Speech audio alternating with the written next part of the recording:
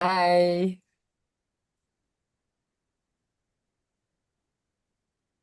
Oh, okay. We'll give it a minute or two, Shruti, and then, Yeah. yeah. Okay. Okay, with her cup of tea is tempting me to get Yeah. something to No, I'm like, I'm just realizing my throat is so dry. I've got a cup of tea too because we're English. yeah. And at 4:30 in the afternoon, we have to have tea. Time for afternoon tea. Yeah. Well, we're not very different. We were a colony, right? So we also have chai at 4:35. So it's just that it's 9 p.m. here, so it's not chai, but Oh, Yasmina, I wanted to tell you something. I was at your B&B um, in Oh, 2019, and you weren't there. I believe somebody else had opened the door, and it was me and another friend who visited your B&B because we were taking a class with Aida Noor at that oh time. yeah. Yeah. Yeah. And I absolutely love what you've done with Oh, thank place. you. Beautiful, and just absolutely love the views from there. It's such a stunning like place for belly dancers. Thank you. Yes, I Amazing. was just telling Dina, I have a group from India coming this in group is going November, apparently. but they are not belly dancers. Oh, Yeah. okay. Mm. Hmm. It's It's Meher Malik. Meher's group is Meher, Meher's group. Okay. Yeah, hmm. yeah. But so the B&B is open to everyone. It's of course some people say, "Oh, you'll have an Airbnb," and it's not. It's absolutely not. I don't. It has nothing to do with Airbnb, and it's only for the worldwide dance community, and anybody that finds me through them is open to anyone. But I never advertise it outside of the dance community. So that's why it has a special atmosphere, I think. Oh yeah, the Yeah. vibe. The vibe is Absolutely love the vibe. beautiful. Yeah, absolutely, absolutely. So I think we can start, right? This yeah, enough of that. All right. So I'm excited to host this amazing lecture, the current Cairo dance scene and how it's evolved since the Arab Spring. And we have two experts here who are absolutely the best people to tell us about this, and that's Kay Taylor and Yasmina of Cairo. So let me introduce both of them, and then yeah, and then we'll tell you a little bit more, and then we get started. So Kay is a very well-known name internationally, and especially in the UK, and she's been a teacher and choreographer and an events organizer, and she's inspired dancers over decades. And I'm like, I don't know how she magically manages to do so much. So it's a mouthful. Let me go through all the stuff that she does.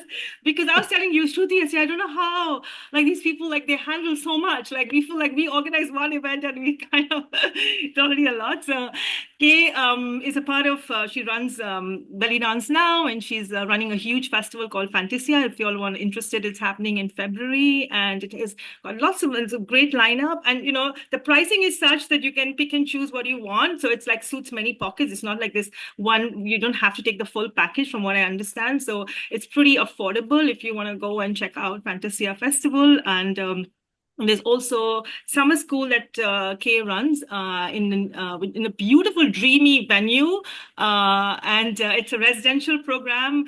And it is also Very Dance now runs teacher training programs. And apart from that, Kay also runs Farida dance events, which is lots of things, with hybrid classes, and then she's also training her Amorites who perform around the country. And she's also doing lots of haflas and community events, and then some, and also a residential program. And she also runs these trips to Egypt to get a wholesome understanding of the dance scene and the cultural aspect, the sense of Egypt, which is happening in April. So after this workshop, if you're intrigued, then Yasmina and Cairo run these tours in Cairo, and they'll be very happy to give you more details on it. And what I can do is at the end of the workshop, maybe I can email everybody links to this, and they could contact you if they're interested. So yeah, so this is like Fantastic. a taster into that kind of a tour if you're interested.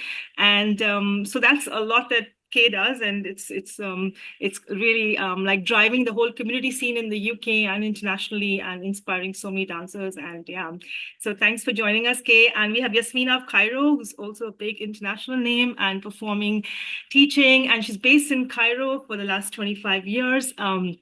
And she's performed extensively with her orchestra, not only in Egypt, but also in other countries around the Middle East. And I think a lot of people are aware that Yasmina runs a BNB for dancers specifically, but also for people who are artists, I would think, and people within the community.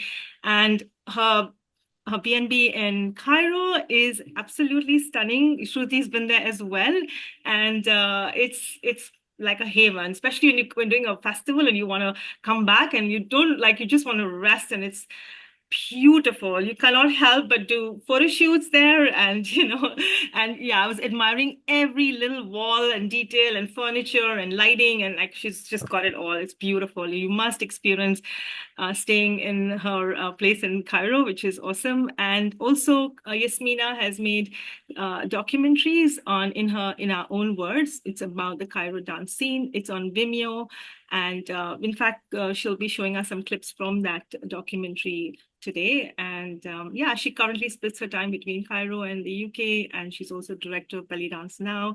So we're very grateful to have you on board today, and I'm happy to co-host this with Shruti Narayan of Samay Oriental Dance. She has been such a good friend and colleague, and we've collaborated on a bunch of events. And even though we're sitting far apart, I think we have wavelengths that match. And I absolutely find Shruti such a visionary, with visionary, like she comes up with these amazing festivals, events, and ideas. And she's pushing the scene in India, which I'm also very grateful for, because, like I was telling Yasmina and Kay that it was where the scene started, and we need people like that to really push the scene. So I'm happy to be hosting this with her. So yeah, let's get started. And I think what we will do is, I think there might be questions along the way, so y'all can put it in the chat. And also maybe we could do a Q&A at the end if we have time. All right. So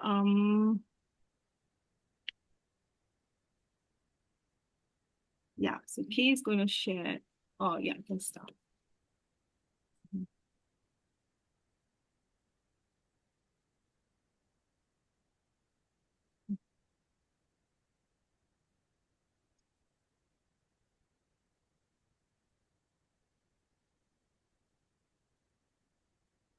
So I think we're going to start with a little bit of talk and explanation about the sort of dance scene as it was before what we call the Arab Spring. So Yasmina, do you want to start with that? Mm-hmm. Okay, yes, I think it's important because it's a big subject. We're only going to be talking about the Oriental dance scene. There's some crossover into folkloric dance, but when we're going to concentrate on Oriental. My history in Cairo, briefly, I was there from 1995, and then performing consistently for about 12 years. Then I decided to stay on. So the fact that I stayed on and I started hosting people and also going out to see shows, and I have a lot of friends who were still dancing on the scene. So I was very aware of the evolving scene in Cairo. I think it's important for just to understand a little bit. We'll be talking about all different kinds of venues where belly dancers perform in Cairo. And to have a little bit of an overview about what they are, almost like a glossary of what the different venues, the terminology for the venues, because they are quite distinct. And I learned this when I first arrived to Cairo. I was educated about what is the difference, for example, between a nightclub and a cabaret, which we might want, because these words have different context in Western entertainment. So, for example, before the Arab Spring, and I would say from 2000, really, from early 2000s until the Arab Spring, there was already a gradual decline in the live belly dance scene in terms of the kind of shows that we were used to seeing on videos of big stars like Fifi Abdou and Suher Zeki and Mona Said. These people, we'd seen them for years as they've been the big divas of Cairo with their huge shows and huge orchestras. That had already started to fade during the 2000s. That for economic reasons, for cultural reasons, a change of new generations coming and wanting a different type of entertainment, for example. So all of that had an impact on the type of venues that were fading and those that were coming up. So the standard type of venue which you would associate with a big belly dance star in those days was a hotel nightclub. And so these have dwindled to 2 or 3, maybe. Would you say, Kay? Yeah. There Yeah. used to be maybe, 20, 25 of these in Cairo at one time. So, and all the big hotels would have nightclubs where what's important to realize, another thing which applies to just about all the venues, or has done until very recently, that it is not the venue that has the band, the orchestra, it's the entertainer who has the orchestra. So each entertainer, whether they are a dancer or a singer, has their own orchestra. And of course, the word orchestra in English sounds very grand. You think of a massive bank of musicians and all different instruments. And in fact, I was told it's just the word that is used. But so even if you only have 5 people and it's just like basically a small band, it's no, it's your orchestra. So the word orchestra is, you can don't take it too literally, but the orchestra can be very small or huge, depending on how much the dancer is getting paid and how famous she is.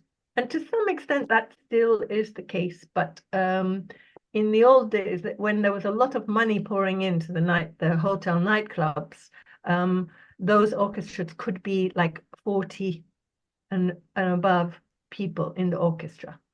So if you imagine like to fit all of those on the stage, you have to have a big stage, and the show would be huge. So by the time the Arab Spring happened, as I mentioned, for a lot of economic and other reasons, these had dwindled down to the only person who consistently was having a show with what you could call an orchestra in terms of a large band was Dina, who was still at the time of the Arab Spring the kind of biggest diva in Cairo, with the biggest name and the longest history, who was still consistently working. And Do you want a little clip of her, just 30 seconds?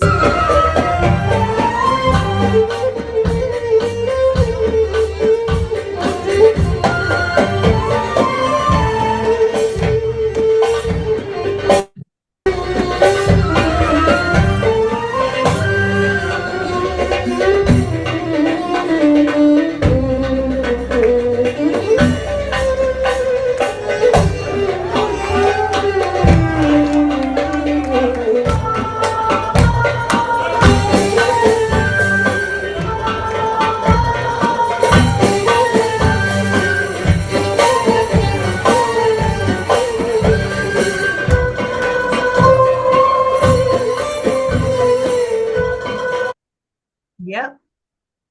It just gives you an idea of the amount of musicians, and I think that was in I have the date on it. Oops, except it's disappeared. I'll find it. I think that was 2016, something like that. Okay. So yes, Dina continued to keep her orchestra, although, for example, it would go down from being every night of the week to 2 or 3, maximum 3 nights of the week. So yeah, very few dancers manage to hang on to this kind of level of show. But I want to just explain another thing. So a cabaret in Egypt is a very, very different type of venue. A cabaret is where people go, mostly men go. It's a place where this is where you see people throwing money on the dancer. It's a kind of a more, I would say, low class traditionally type of venue. Although before the Arab Spring and going back further, there used to be also different levels of cabaret.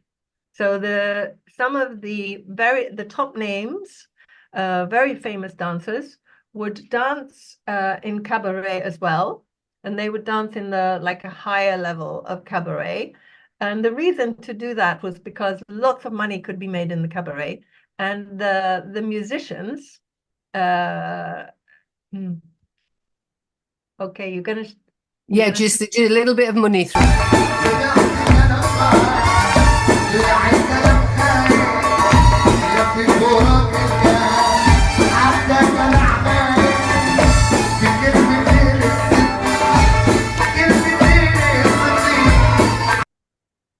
Yeah. It's a very different type of atmosphere where you've got like it's late night, lots of alcohol, lots of ladies of the night who are there filling up the place. You won't find wives in general in cabaret, but you will find lots of women. And the dancers would go to the cabaret and perform as well as doing their big showcase in the hotel in order to make money for their orchestra. Because when you have an orchestra that big, they are depending on the number of shows you have and the tips in order to feed their families and to be happy. So the dancers would also traditionally work in cabaret as well as having a big show. And that wasn't seen to be a kind of a low grade thing to do. Although, as I say, there were some cabarets that had better name than others. So this was the scene, very healthy until that time. During, as I say, the years leading up to the Arab Spring, this was in decline. Other venues, when in the 90s, which were also working, were some restaurants, and what they had discotheques. Dancers would dance in a discotheque, and at a certain point in the night, the DJ would stop, the band would come on the disco floor with the dancer, and then that just do one number and then leave.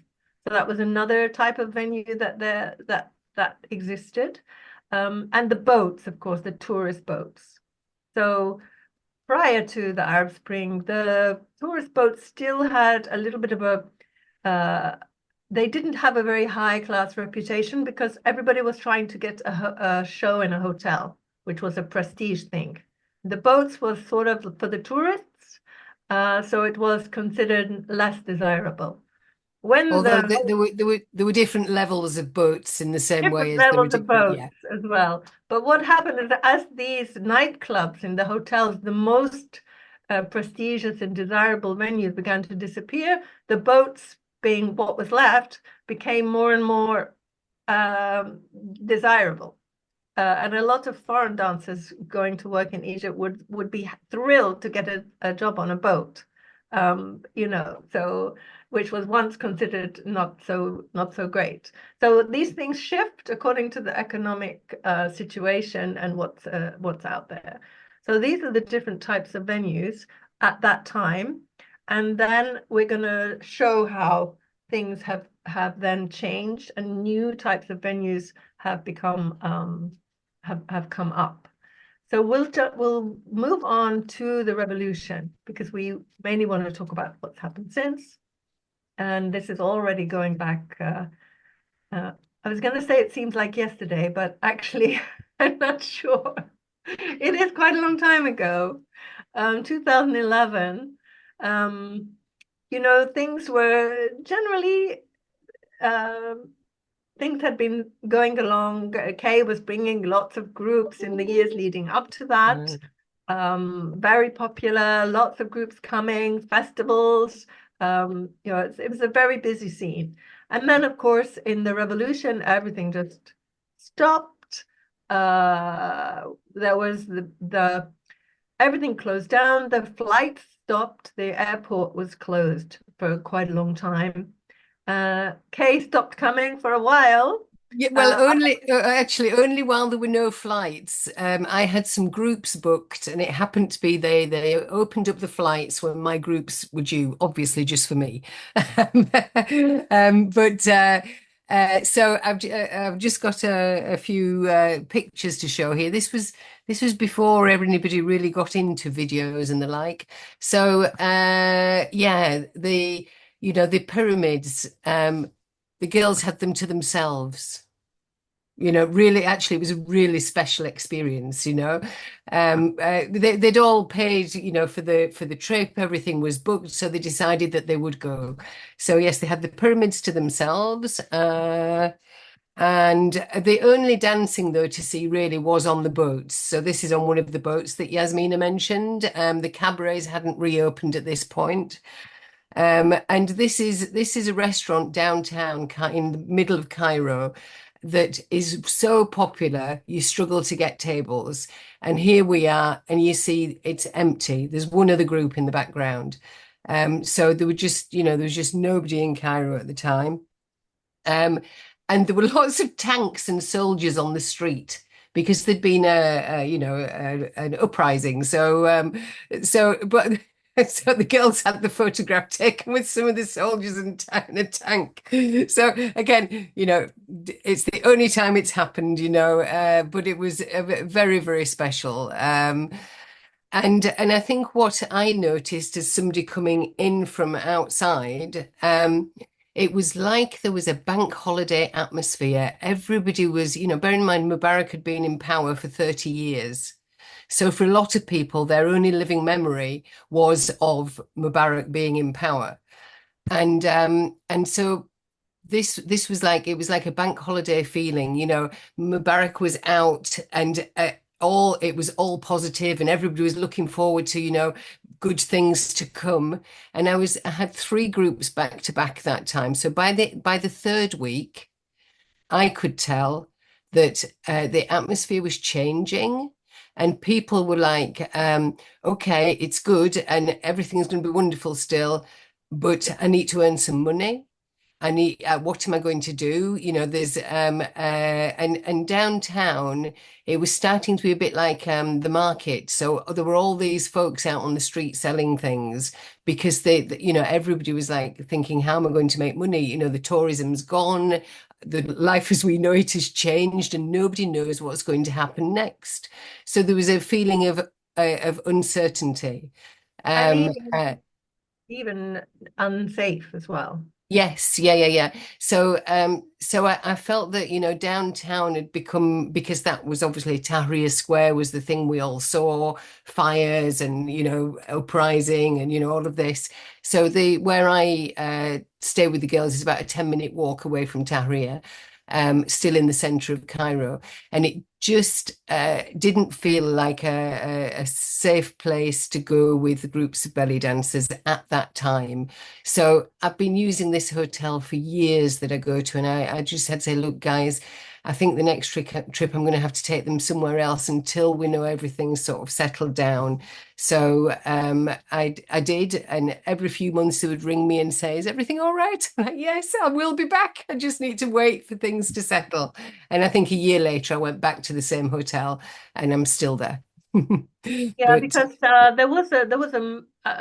Egypt is a very safe country in terms of street crime and this kind of thing. But there yeah, was a moment there in 2011 when the police were basically hounded off the street, and the police were too scared to come out because because they represented they Mubarak, so represented yeah. Mubarak. So at that point, crime did begin to increase for a while.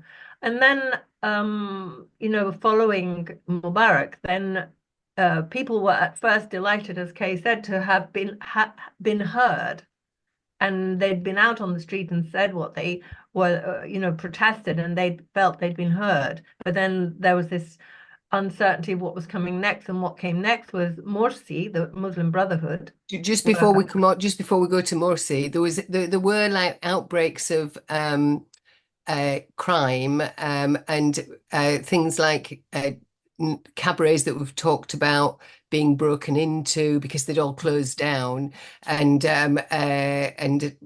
basically all of the alcohol on the premises being looted, and anything that was there. And there's the story you tell about one of the dancers, Lucy. Oh, so just near to where I live, in Haram Street, which was traditionally a street with many, many cabarets. One of the cabarets is owned by a very, very famous dancer called Lucy, or her husband, Lisa. Lucy, I should have mentioned, along with Dino, was one of the dancers still working who represented the previous generation and a massive superstar in Egypt. Because she's also a movie star and a TV star and so on. So the cabaret where she would appear was known because she's a household name. Everyone knew that's where she would work. And after the tanks had rolled in and there was the uprising on the streets, the next morning there was general dishevelment everywhere, and a lot of things had been buildings had been damaged and so on and so on. There was a big sign on the front of her cabaret in large letters which said, Malish Lucy, which really means, Lucy, we're sorry. We're sorry we broke in and wrecked your cabaret. I've just got a little clip of Lucy and her cabaret taking a group of girls there. Here.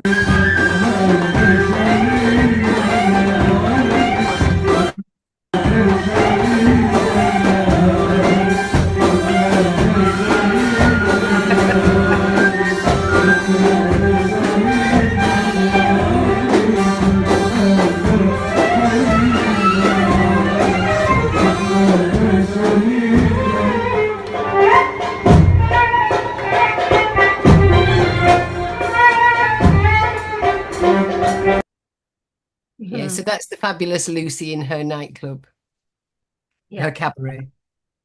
Then came in the era of uncertainty with Morsi, and this was a very interesting time because, of course, the Muslim Brotherhood were then talking about clamping down on the arts in ways which a lot of Egyptians realized that they really weren't happy about, because no matter although many Egyptians they have strong religious beliefs, they also have very strong traditions in the arts and in music and in dance, and this idea that their entertainment and enjoyment was going to be curtailed by a more kind of what's the word, repressive government in those respects, culture in lots of cultural ways. I mean, the Cairo Opera House was absolutely dismayed by the fact that all of a sudden many of the visiting ballet companies from different parts of the world were being cancelled, and there was all this for moralistic reasons, and this was all coming in. So this was a not a good feeling. So there was this sense of, well, the thing that we love, the dance, and this free spirit of the dance and the things we love about the dance, is this going to be really threatened? Could it really be that Egypt will become a Muslim country where they close the nightclubs? And for a moment, people were, and the people who had money or influence were, I remember the Sorry. Oh, sorry. I don't know what to click there. Let me. Nothing. Can you hear me? Can you hear me? All good, all good. Yeah. So some of the costume designers, for example, were worried that they were going to go out of business. Amira Katan was talking about moving, she from a wealthy family herself, talking about moving to Dubai, and even Iman Zaki had a plan in case everything went wrong. I think she was moving in with me in England. But the interesting thing during the time that Morsi was in the president, that a strange thing began to happen. Conversely, whilst the government were busy shutting things down for moral reasons, there was a bit of a backlash in that a lot of the official boards of government, for example, the censorship offices and all these kind of things were not working very efficiently. They hadn't kind of, in the changeover, they'd all kind of got a bit were not up and running. So ironically, a lot of censorship began to get very lax at the same time. So, for example, the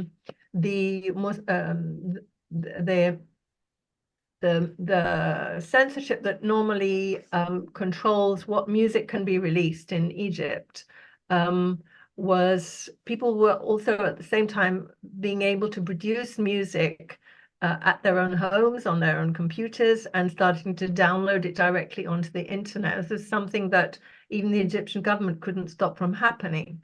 So this was the big time of the rise of Sha'bi and Maharaganat music, where this kind of music was being produced very, very easily and quickly, and just being played out on the street.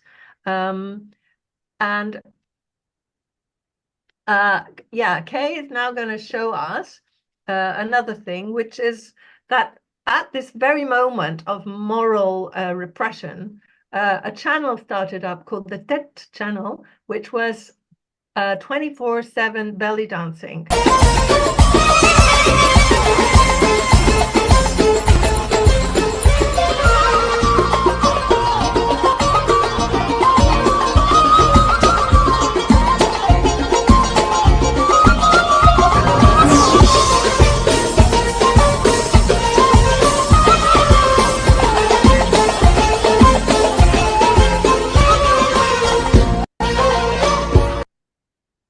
Okay, so that was a little clip from YouTube, actually, which is there's not that many clips remaining on YouTube from the Tet channel.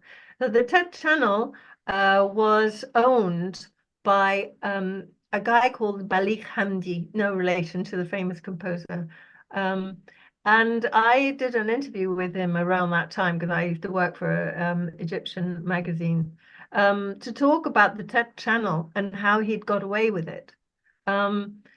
So of course he immediately got into trouble through the authorities in Egypt because it was denounced as being an immoral channel. In fact, what it mainly consisted of when he first started out was he used to just plunder videos that he found on YouTube, random videos of belly dancers. Doesn't matter who they were, where they were from. Some of them were like Western girls dancing in their living room, who had no idea that they'd suddenly appeared on this Arabic channel and were being watched by a completely new audience. He didn't bother about permissions or copyright.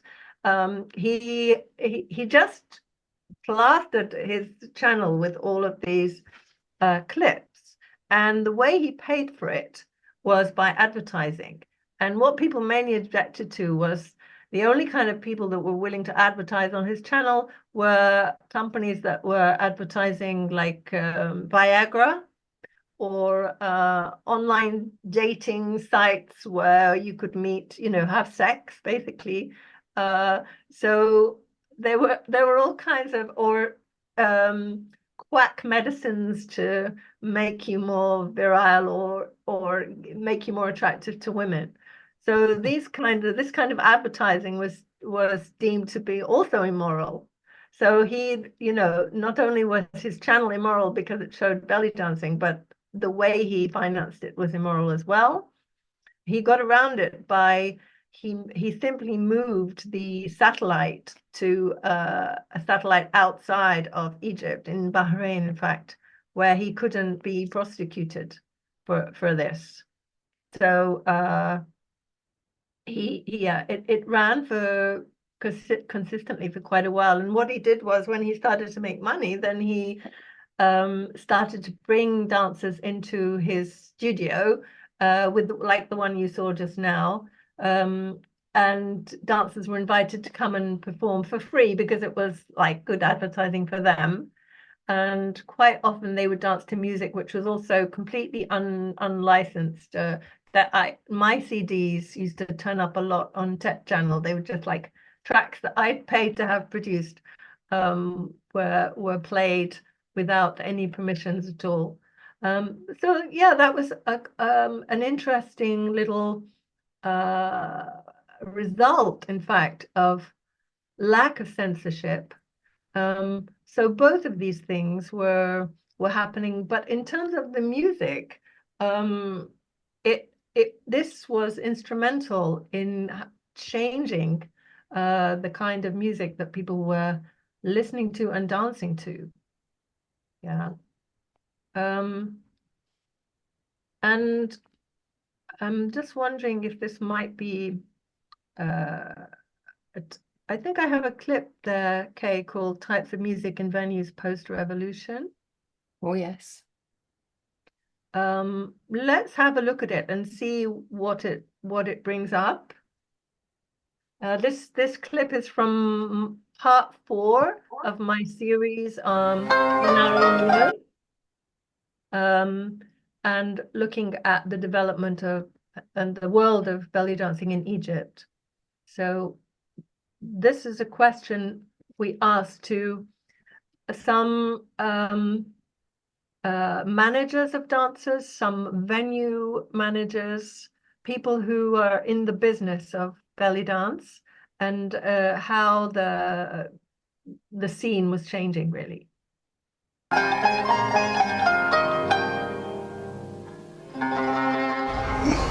And people change every day. They in the beginning they were looking for Oriental belly dancer, okay, dance Orient, okay. Now it became Shabi, and after Maharaganat, and always they change, okay. And the songs, there is a lot of songs, but there is like 20 songs is the the best songs, and all the belly dancers dance on the same songs. نفس الرقصه بتاعت دلوقتي لو اديتيها الاوديو بتاع ام كلثوم او اديتيها الاوديو بتاع فريد الاطرش زي سامي جمال، احنا هنشوفها بتتحرك بشكل تاني غير اغاني المهرجانات او الاغاني اللي بقى البيت بتاعها سريع، او بقت الاغاني كلها رايحه لسكه اللي هو بقت اسرع بكتير. يعني هو برضو ارجع واقول كتر الاماكن كترت، بقت الاماكن كتير قوي، اماكن السهر كترت. يعني في كل دلوقتي كان الاول مثلا 6 7 اماكن سهر معروفين، لكن دلوقتي هتلاقي يعني 30 40 مكان، فبقى الاختيار سهل والموضوع متاح للجميع واي حد ممكن يسهر، والموضوع بقى سهل لكل الناس ان هو بقى يسهر. ده سبب رئيسي، مع تغيير الفكر والمفهوم طبعا، والذوق العام اتغير بكتير جدا، فكله بقى حابب دلوقتي المهرجانات بقت موجوده، بقت الاغاني الخفيفه، الاغاني الشعبيه، بقت هو ده اللي مطلوب وهو ده اللي ماشي. على عكس الاول كان كله بيسمع انجليش، كان كله بيسمع اولدز، كان كله في ذوق متجه للشرقي اكتر، حاجات معينه. لكن دلوقتي الذوق اختلف والاماكن زي ما قلت لك كترت، فبقى الموضوع سهل جدا للموضوع السهري يعني. والله هو زمان كان الموضوع اختلف بالذات عشان الاغاني. يعني زمان كان كل الجمهور بيحب يقعد يسمع لعبد الحليم، لام كلثوم، كانت البيلي دانسر بتشتغل شرقي فعلا. الموضوع ما فيهوش هنك زي دلوقتي حمو بيكا وعمر كمال وحسن شاكوش. كان الموضوع فن فقط، عايز جاي يسمع ام كلثوم، جاي يسمع لعبد الحليم، جاي يسمع لمحمد رشدي. فكان الموضوع الجمهور نفسه مختلف في سماعه للاغاني. فاما كان بيطلب الاغاني دي، فالبيلي دانسر بتقدم رقص شرقي فعلا. دلوقتي حاليا كل الاغاني حسن شاكوش، عمر كمال، فهنك، فالرقص بقى سريع جدا غير الاول. الاول كان الايدج عالي، يعني كان الاول مش اي حد بيسهر، كان من افريج 30 40 سنه، لكن دلوقتي هتلاقي 18 و20 و25 متواجدين وبكثره، يعني بقوا اكتر كمان. والناس الايدج العالي بقى يسهر في البيت، ما بقاش ينزل كتير اماكن السهر، بقى يكسل يعني.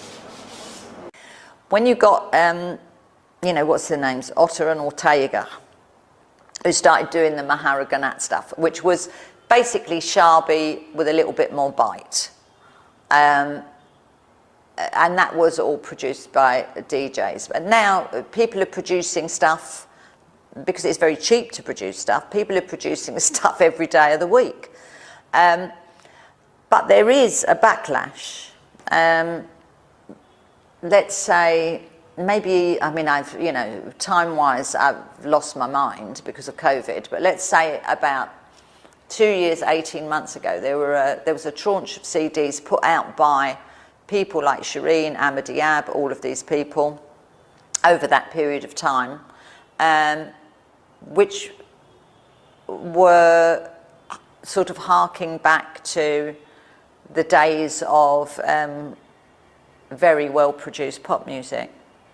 So, but now, of course, we have the COVID thing. So, I mean, basically, we're still in that kind of people banging out stuff on a daily basis. Some of it gets picked up, some of it doesn't. And of course, you still have the video channels. It's much cheaper to make everything now because of digital stuff, you know.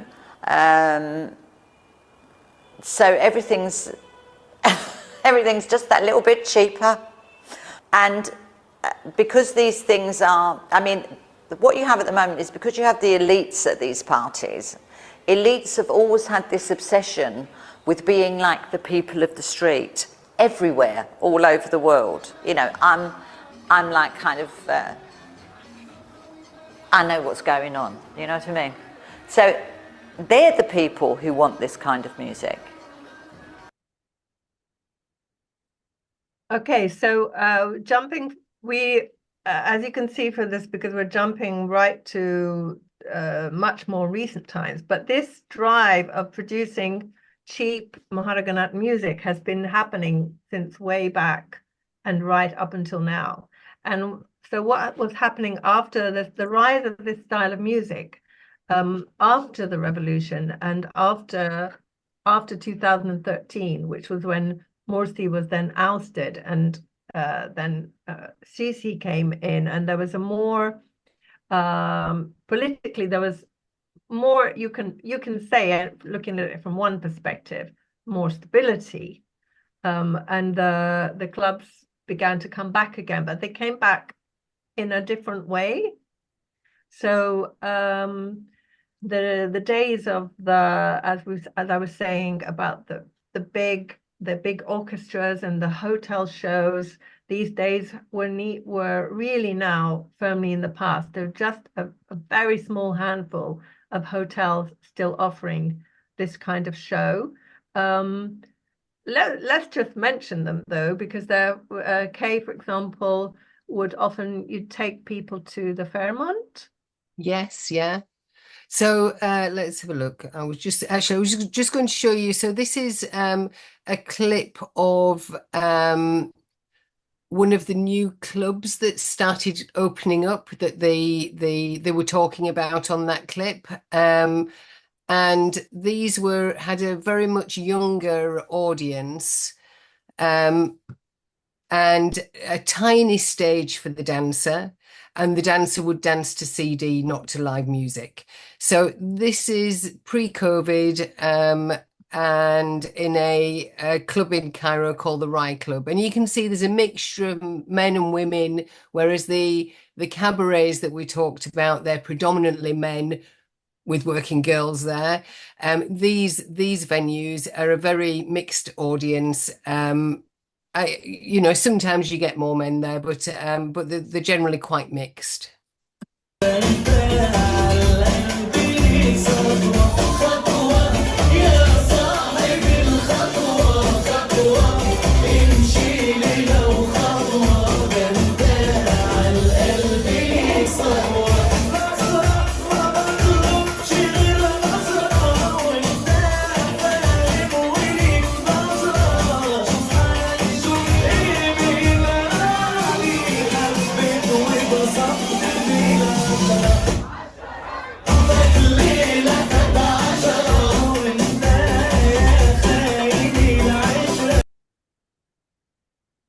And then And I think we should play, play the clip, clubs dancing on bars, etc. So is that one of yours? Yeah. Okay. So this is the clip I played to you earlier was talking about the different generations coming into the clubs after the Arab Spring. It was a younger crowd, and as we said again about the Maharaganat music. So post-revolution, during those years, there was a different, both a different audience, different music, and different types of venue. I think a wave started in like 2012 or 2013 at that time, where dancers started dancing in the nightlife spots. It all started with a concept of having a restaurant that brings in a show of a folkloric dancer or a dancer that rhythms her shows with other singers. So it all started like that. And then in 2015 or 16, one of the few outlets in the market started putting dances in the nightclubs and in the discotheques. It wasn't there before at all. And I think it was meant to do a change to the nightlife spots, because people got bored from always listening to singers or people dancing or go-go dancers or someone singing or just a DJ playing music. They wanted to see something different. So the addition at that time was just to perform with a dancer for like 10-15 minutes as a change to the night. And since that time, it became a trend. All the outlets of the nightlife, including myself actually in my boats, we did the same thing. Almost in all the nightlife spots we had the same thing as well. قبل الثورة كان مطلوب هنا في مصر الرقاصة تكون رقاصة راقصة، لازم تكون رقاصة عالمة، يعني ترقصي بجد على 1:30. دلوقتي بعد الثورة البيوتي مطلوب أكتر من الرقص. مثلا قبل كده ما عندكيش رقاصة تطلع البار في الديسكو وترقص. أنا ما بقدرش أعمل كده في نفسي، لكن الرقاصات بيعملوا يروح بار زي في مكان، يعني في كونراد ستيج 1 مثلا يطلعوا فوق البار ويرقصوا في وسط فوق البار. يعني الرقاصة برضو لازم تكون فيها سنس في حاجة زي دي. ما ينفعش واحدة فنانة تطلع في بار وتطلع وما فيش مكان مساحة أصلا هي ترقص. فدي حاجات غيرت. You have to dance on the CD, you have to dance on the bar, and I have to do it as well because it's part of my contract. So in the Maxim there are clubs and I have to dance on the bar. First time they told me that, I said, no, I don't want to, I came from London not to dance on the bar. We do that in London. I didn't come to Cairo to dance on a CD. But I had to do it, so I was doing it. The different sorts of venues before 2020.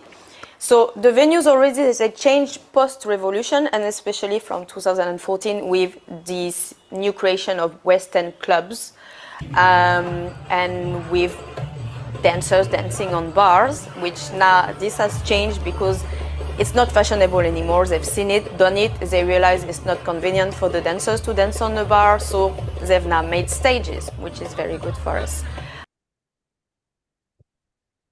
Okay, so there you can see the progression. So for a while, these clubs, when he's talking about, you know, you might wonder the fact that the guy who's an owner of several outlets talks about the idea of having a belly dancer in these clubs was something new.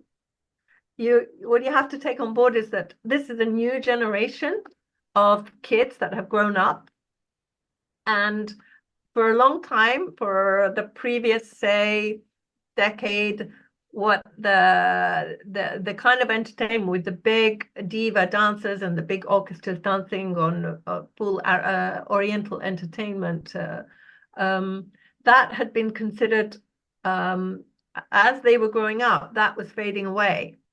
So that for a while was the new generation were going to clubs, discos, and having Western DJ music and so on. So now it's like time keeps rolling on, and this little generation is now in their 20s and 30s.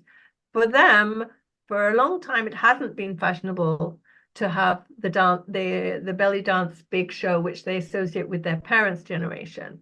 Now they haven't had that, but now they come to a point where, oh, it's actually got so old that it became new again, in the sense of fashion comes around again. So then all of a sudden it was like, oh, why don't we have belly dancers? That would be something new.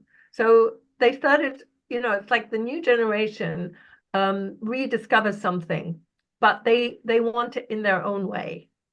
So this is really important to understand that the music and the dance and the type of venue is all kind of linked together, and it's all driven by the audience.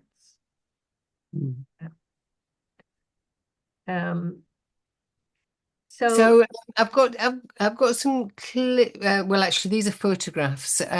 So this is before COVID, but post. So 2017, 18. And there used to be a cabaret round the corner from the hotel I use downtown, and I'll just share.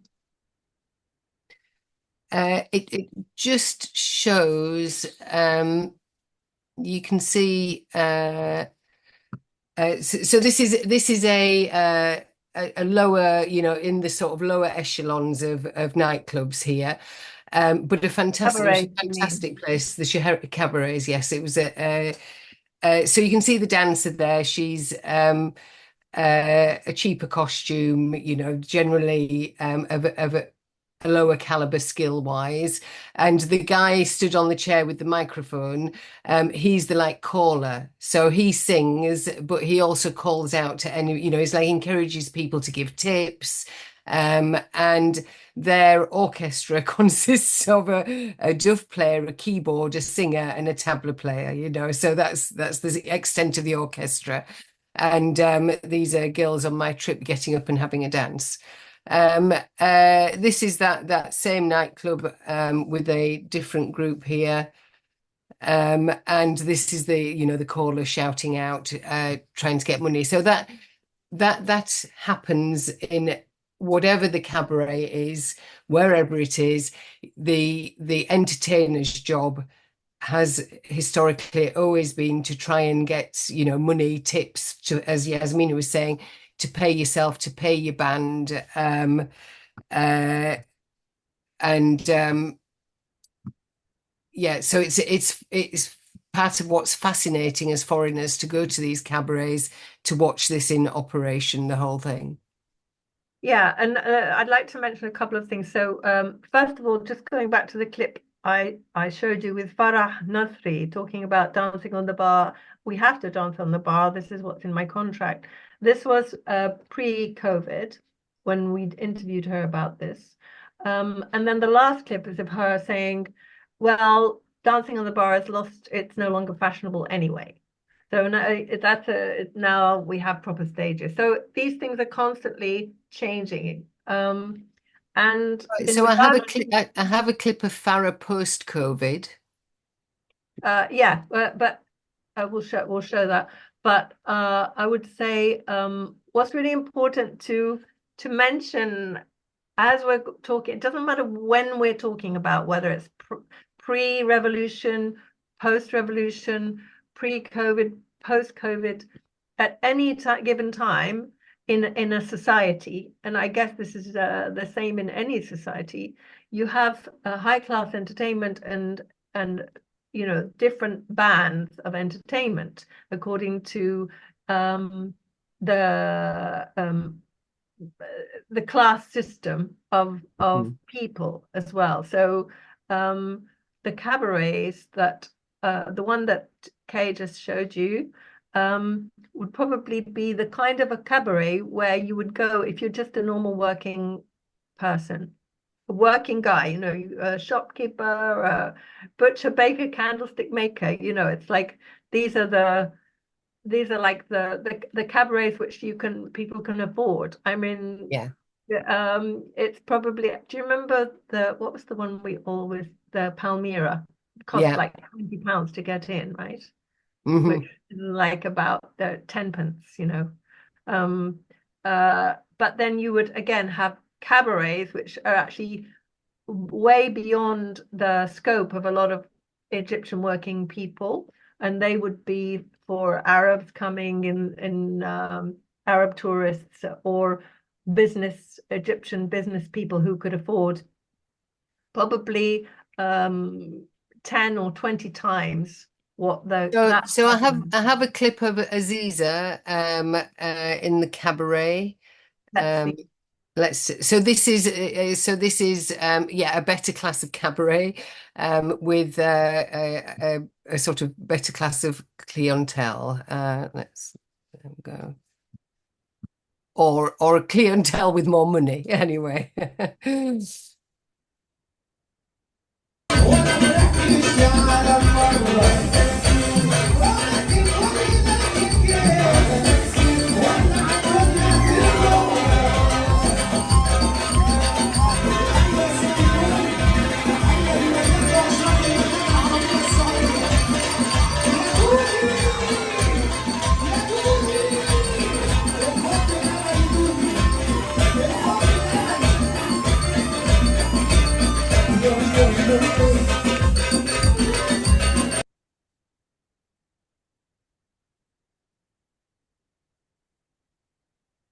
Yep. So I'm just wondering if anyone has any questions so far.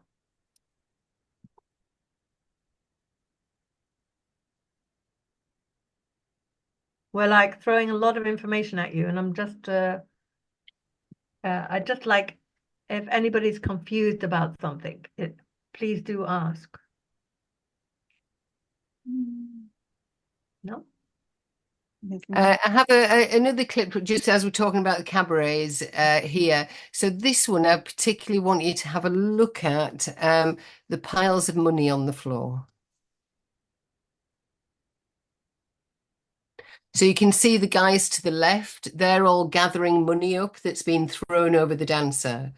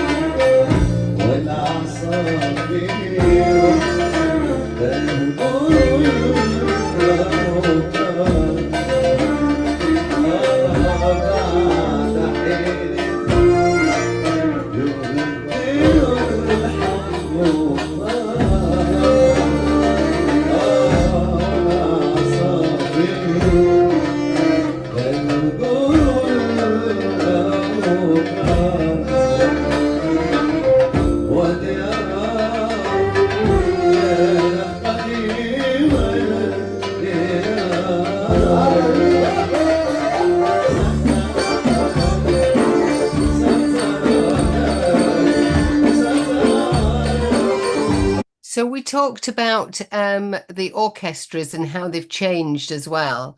You know, previously, Aziza would have had more musicians, she'd have had more instruments, and nowadays you see this more and more keyboards, you know, electronic keyboards that can play all the instruments. And we do have an accordion player, which is fantastic. And did you see over to the right, there were like lots of duff players, lots of percussion, because again, you know, that gives it, you know, gives it that bass line. And she will have 2 or 3 singers that rotate, you know, to sing different styles. So yeah, that's the cabaret more currently. Is there anything of real money being thrown though? Well, that was the clip I showed before. So the problem with the cabarets is that they don't like you filming. So you've got to be very careful about when you can film, and money tends to be thrown later in the night. Aziza dances about midnight, which is early.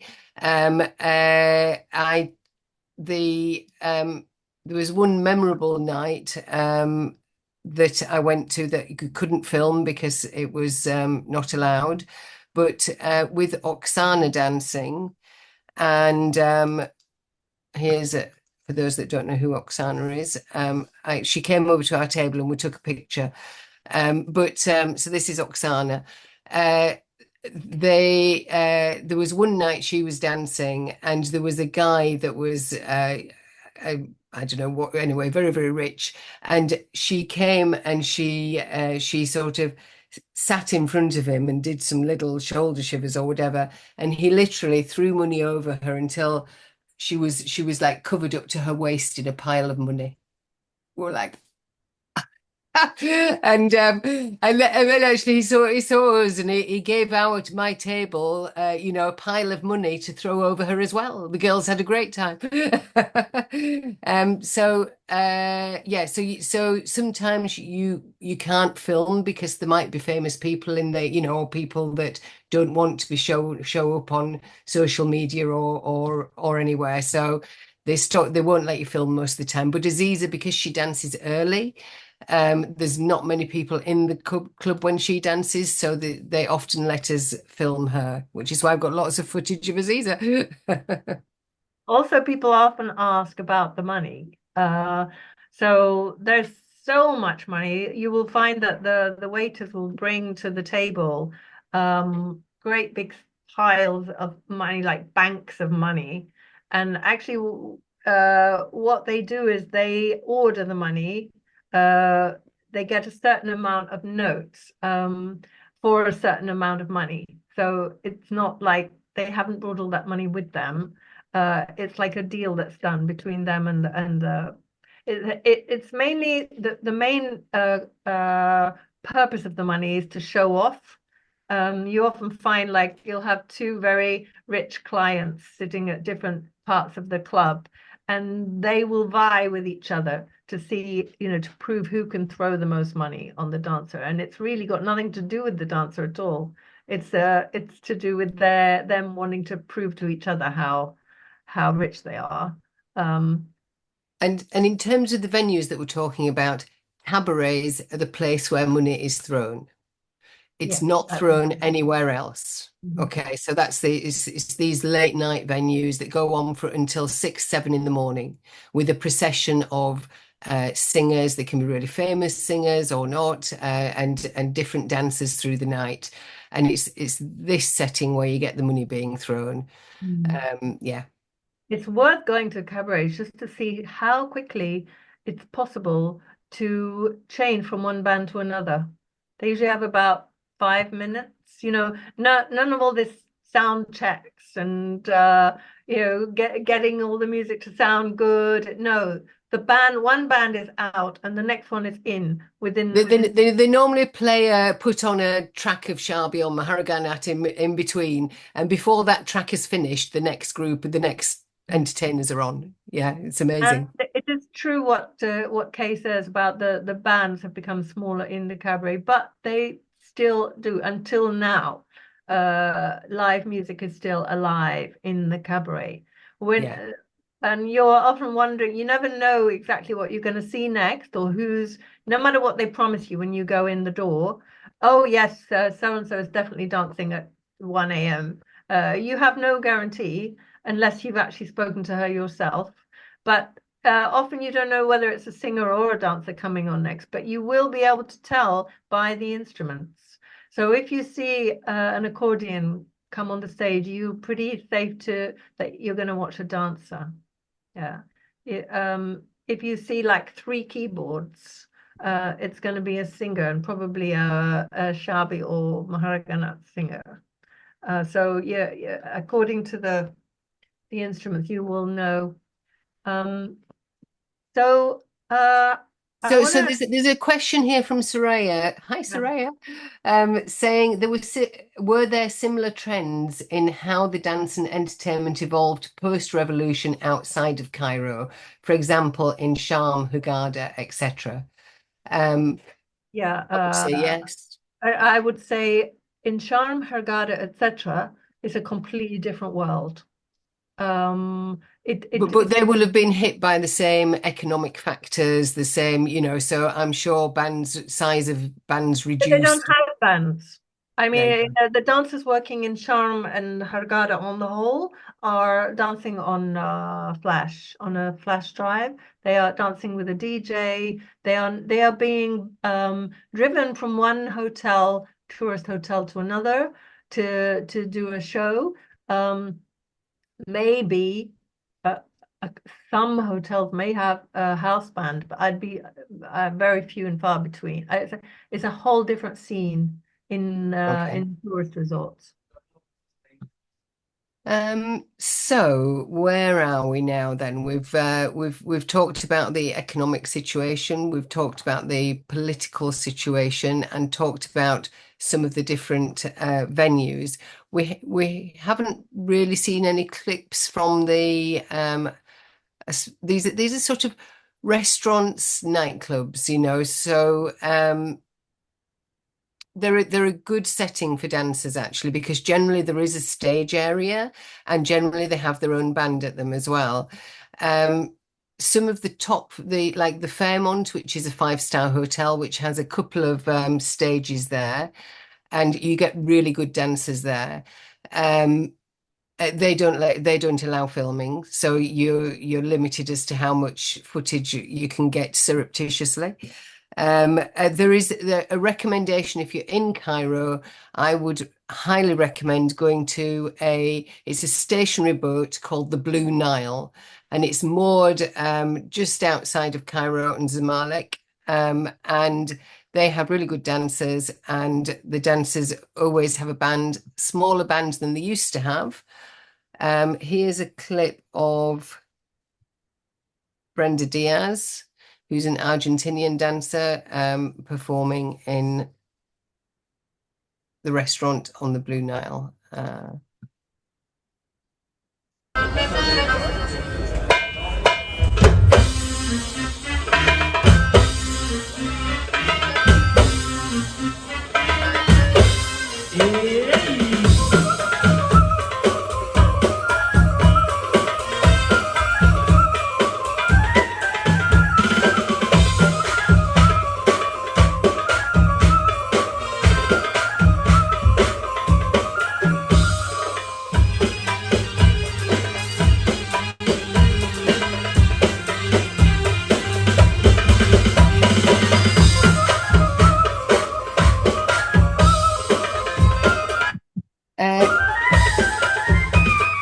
So there's another one which shows better the clientele, which I think is really an important difference as well.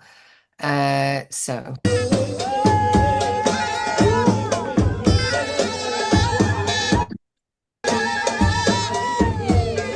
you can see back at the back.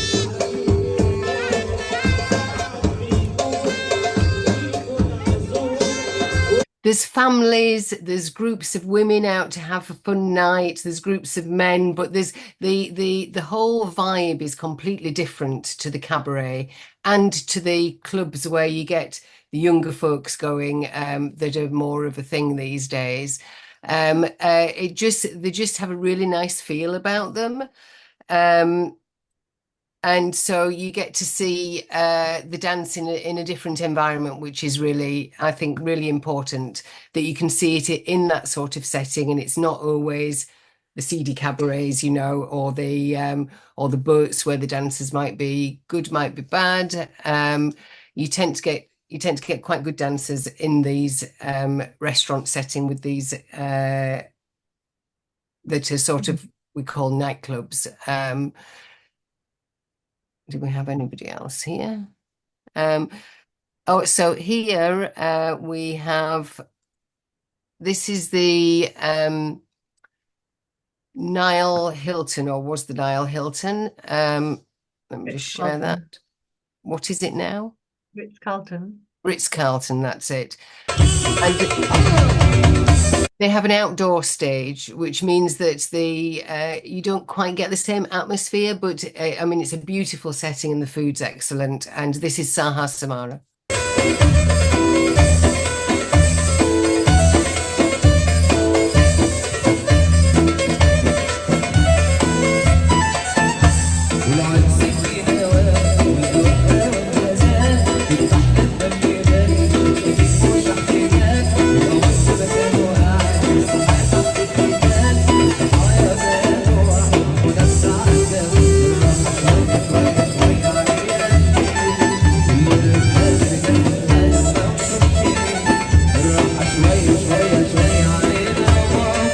So you'll get a lot of the,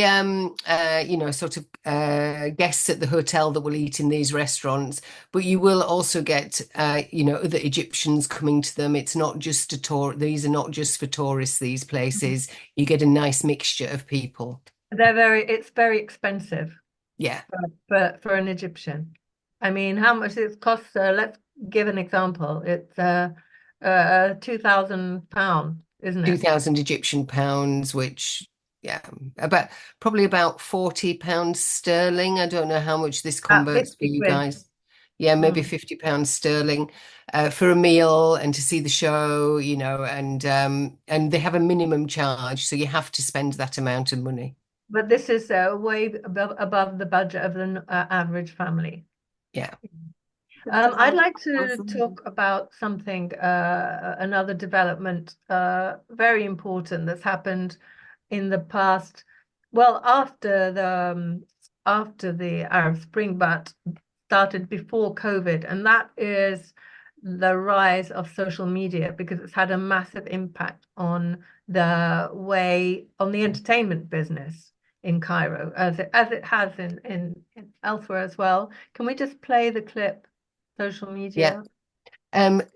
So just before we go on to that social media, there's a question here. Did the Arab Spring lead to a renewed interest in folklore or folk dances? That's an interesting question. I would say that the thing about folklore, this is a whole other subject, as we were saying with Lena. We could do a whole talk about folklore in Egypt. But folklore has always been a part of Egyptian culture. What we think of as the only folklore that we have heard of in mostly outside of Egypt is like the Reda troupe or the Kalmea troupe, which are like national folklore troupes. But within Egypt, there are hundreds of other small folklore groups that are active throughout the country, and have been, I would say, it's quite consistently, especially during Ramadan and time where and they have sort of national gatherings, because Gaddafi was involved in one up in Aswan when we were there, where troops come to display what they've, their traditional dance. So the fact that the Reda troop has been, in a way, the national troops have almost been in decline for a long, long time. It doesn't mean that folklore has died in Egypt. That on the much more grassroots level, folklore is still alive and well. Yeah. Okay, so we'll have a look at this clip about social media. Is that the one you want, Yasmina? Yeah.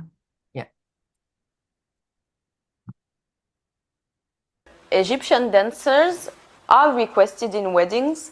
However, they are not trending again. They're not trending at the moment because what you see mainly on social medias or even on medias, it's foreign dancers. Because Egyptian dancers are using their social medias now, but not in the same way, and they're not focused on it, and even their teams are not focused on this. They're still working in the old ways via agency, via impresarios to get the work, whereas nowadays, and even before Corona, we get the work via our own social medias.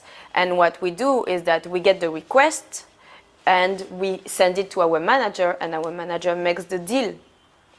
And the Egyptians are not getting the work in that way yet. Whereas with the foreigners, we're very aware of it, and we work very well in that way. So that's the difference. Before, every work came through the managers, through the companies and mutahids, but right now people can contact directly because of the social media. It starts to be easier because, you know, this kind of people, they're not always saying truth. You can't know how much they take from the people, exactly. And we had so many problems, and all the dancers have fights with their teams because of this. And now it's much more easier to know how much they pay and actually to communicate with them directly, which is really good. They're just texting, and there is like kind of message that I send them, their answer, and then I connect them with my manager, but through me, not through them. Which is really, it's much more comfortable for me because I will be relaxed. I will know exactly how much people are going to pay and actually what they want, which songs, with costumes. It's nice discussion.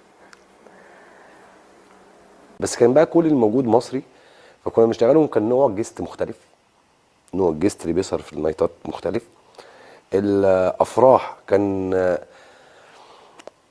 دلوقتي بيعتمدوا على الفيموس، على المشهورين في السوشيال ميديا عشان يجيبهم في الافراح. الاول ما كانش فيه كده، كان بتبقى دي شغلتنا بقى ان انا اعرف اشغلها في افراح، بس هي لو عندها لو كويسه بتفضل بقى تشتغل افراح هنا. ليه؟ المتعهد اللي جايبني الفرح شاف مثلا انا جبت بيلي دانسر، شافها انها كويسه، في اي فرح تاني بيجي بيدوني. لكن دلوقتي طبعا السوشيال ميديا غيرت كل ده. كل الناس شايفين في السوشيال ميديا، شايفين جوهره عايزين جوهره، عايزين سفنار، عايزين، هم ده اللي شايفينه قدامهم. مع ان في رقصات تانية كتير جدا جدا اجانب برضه عندهم موهبه فظيعه وحلوين قوي فنا وشكلا، بس مش واخدين الموضوع السوشيال ميديا زي مثلا جوهره او الناس دي. ده الفرق. The big difference in the business now, pre-COVID to a point, it was going that way, but post-COVID, almost entirely the business is run through social media now. And what you have is you have not so much the Egyptians, but the foreign dancers, and not all of them, some of them, competing with each other in one way or another on social media to be sensational. And what people don't seem to realise is that sensationalism only lasts for a short amount of time. I mean, an Egyptian will want to go and see somebody who's been involved in some kind of scandal or perceived scandal on social media out of interest. But they won't keep going because they actually want to see somebody who knows what they're doing. Social media is very important because before it wasn't. In one day you can be star in social media. It's good. He can famous in one day, but how many days he can be famous? No problem, you get very famous in one day, but after 1 year, where are you? Coming quickly, go quickly. The channels of communication nowadays in 2020 changed from the previous years. It's true that if you wanted to watch a dancer in the old days, like 10 years ago or 15 years ago, you had to go to certain places and physically be present to watch a dancer, or try to get an assumption about a dancer, or try to guess if you can do some business as an employee with that dancer. Yes, that's true. We normally went by the school of having an audition actually in person to see a dancer, because a dancer is not only by her art. We have to make sure that she's professional enough and has the behavior that we're looking for. And that would be never shown in social media or in just, over the phone call or just a video call. So as a public, yes, the channels were very limited, and you have to be physically moving yourself to go and watch a dancer somewhere to see that art. But nowadays, yes, true that people have dances in their pockets all over the social media, and it's very actually innovative, and this is one of the effects of the globalization, to be honest with you. Like, it's bringing everything to your pockets, and you can watch everything you want from your pockets, but it doesn't give the experience that you're looking for. Like, I can sit for hours and watch dances all night long, but I won't have the same pleasure or experience or satisfaction unless I'm seeing her in front of me, dancing there for me. Because looking at the eye of a dancer and feeling that she's dancing for you is something else other than just watching like millions of people dances online. So I'd like to, this thing about social media, I have an update about this as well. But basically, what the point about those interviews is that this is how the work is, how the clubs are choosing their dancers. So it's about self-promotion. So before COVID, there for a while it was like the Western dancers, a lot of foreign dancers coming to Cairo were more savvy about social media and how to promote themselves. And so they were being hired according to how big their social media profile was, and then they would end up getting work in weddings. And the reason why the subject of weddings keeps coming up, of course, is because quite aside from clubs and outlets where you can go and see dance, weddings are the place where the majority of the population of Egypt see belly dance. They throughout generations and generations, a wedding a dancer is at a wedding. The wedding is not complete without a belly dancer. Of course, yeah, we'll get onto that. So the dancer and the dancer in the wedding is how most Egyptians would be able to recognize somebody's name if they've seen them in a wedding. Of course, more recently, they can now see them take from their pocket. They can see any dancer that if somebody will say, yeah. I've just got a little clip of Oksana at a wedding, so it's just I'll show you that.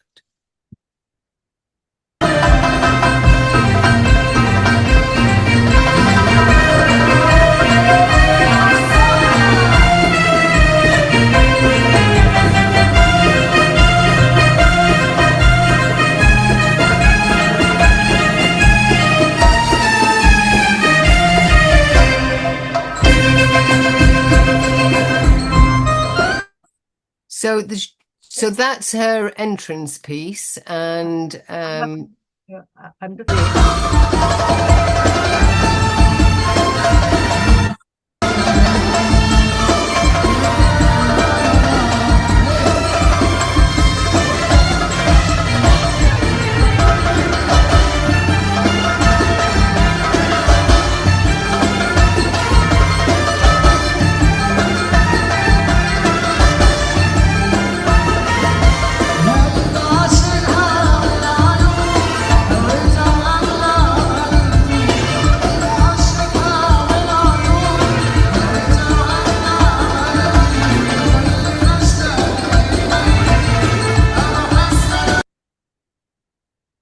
So yeah, just I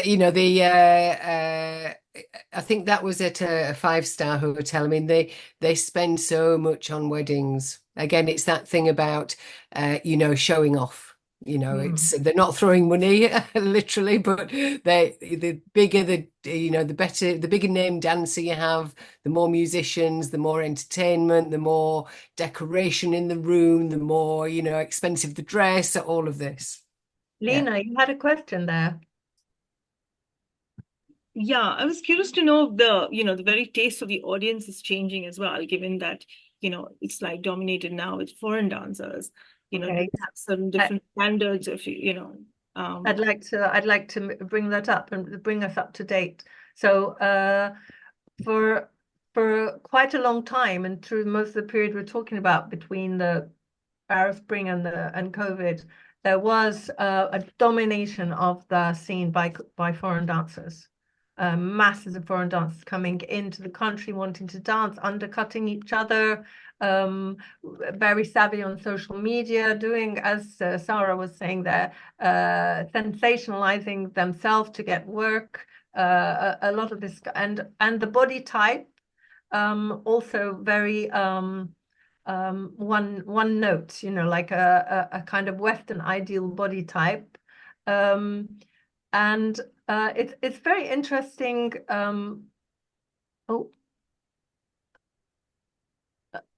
Walada got a comment there. I'll look at it in a minute. The body type, so very conventional Western, so having the boobs but being very slim. Something interesting has actually happened in very recent, like since post-COVID, that the body type is changing. Egyptians have caught up with their social media skills. Egyptian dancers are now trending and have become much more in demand. Some of them have made it out of the more low-class cabarets into the clubs, where bodies are becoming bigger, more voluptuous. I think Kay can demonstrate that. Do you have a couple of clips? So this is Safinaz at one of the newer clubs here.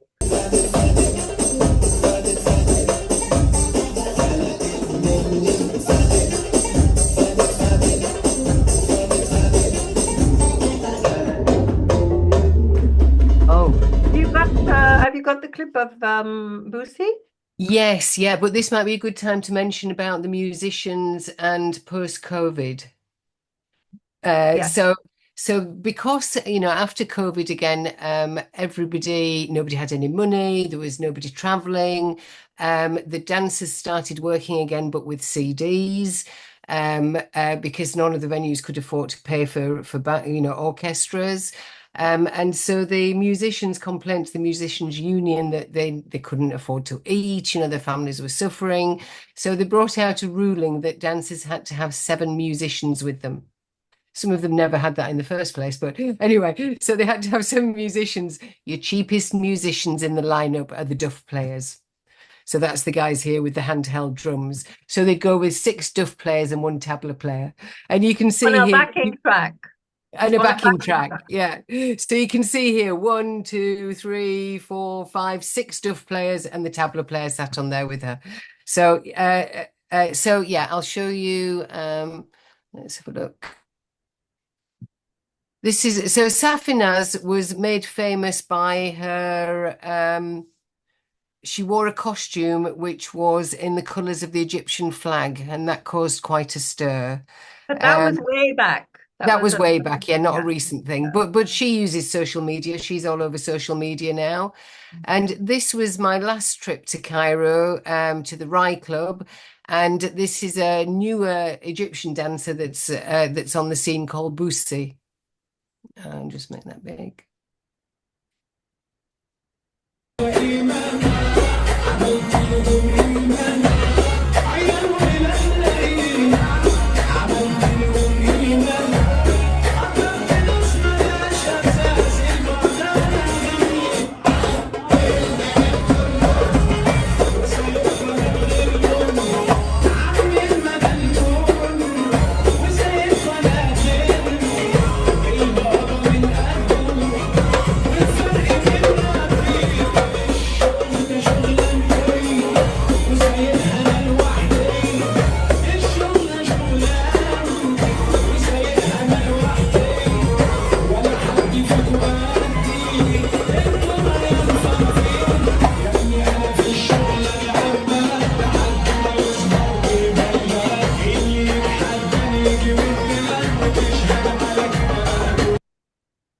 So this Rye Club, I've been on lots of times there, and every night's a little bit different. There were a lot of blokes there that night, but often it's very mixed, you know. And again, that younger clientele that we've been talking about. So a place I would say, you know, you would feel comfortable in a sort of pushing your limits sort of way to go. You know, you could go to those sorts of places by yourself, whereas the cabaret you might not, you know. And as we're talking about the body type, so the BBL, the Brazilian butt lift, is big in Cairo right now, and a lot. Egyptians have always embraced plastic surgery big time. Like there's absolutely no stigma attached to it, and whatever for some Egyptian dancers, whatever the market requires is what is, you know, they'll go there. So if that answers your question a little bit, Lena. So yeah, the latest updates that I've had from Egypt is basically that, yes, Egyptian dancers are starting to take back the market. But it's a trend. We don't know how long that will last. And generally in the entertainment business, what happens is somebody starts a trend, everybody copies it, and people want somebody who's like so and so, and then they keep wanting that until eventually somebody new comes along who brings something completely different, and those are the people who will become stars, the leading, you know, the people who set the trends are the ones who usually, like Dina said, where are you after 1 year? Those are the ones who will still be the ones who bring something new, and not the ones who follow what's trending. Yeah. Well, Ada, you had a question. Did you? But I can't see it. So Wellard has commented the party guests dancing the same dance as a line dance. Yeah, they came through, you know, through the group. I know it's great to get different, you know, like footage like that, because social dance is a thing, isn't it? And actually, yeah, no, it's an important thing. It's about whatever culture you're in. Yeah. I have a question, but I don't want to interrupt you, so I can ask the question afterwards when you have presented, you know, the material you have prepared. So I don't want to stop. We're nearly out of time. Are we nearly out of time? Yeah, and I think that bringing it right up to date with those clips and talking about the body image and how the venues have changed and the dancers themselves have changed, you know, and so that brings us up to now, really. So we're open for questions. Yes, I mean, I would say I did have one more clip which we don't have time to play, which is about what's happened with the music, with the basically as a result of COVID. One of the managers mentions how for the first time ever, some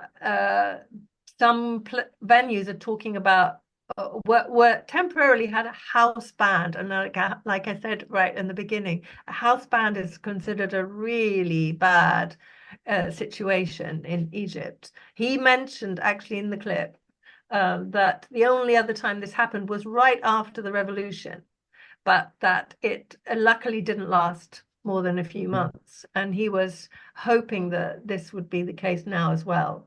So yeah, I mean, you know, that it's incredibly resilient. The fact that the dance scene and the music scene in Egypt has gone through so many huge crises, and it's managed to come out the other side, and with something new, and then things continue. Constantly reinventing things along the way, you know, but that's really healthy, I feel. Yeah.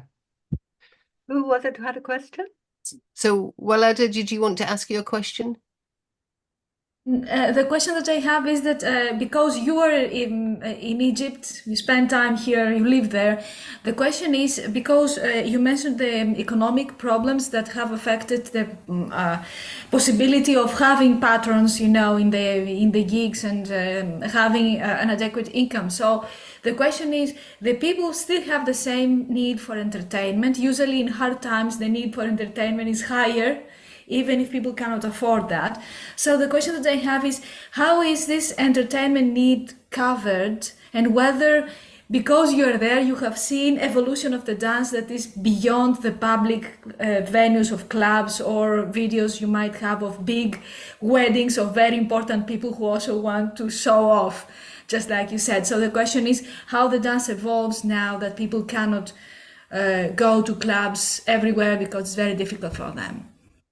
Well, it's always been difficult for a lot of Egyptians to go to clubs. You know, for a lot of Egyptians, clubs are not affordable, and that's why I said that the majority of Egyptians see dancers at weddings, and that's why also that there are these different levels of clubs where in the cheap cabarets.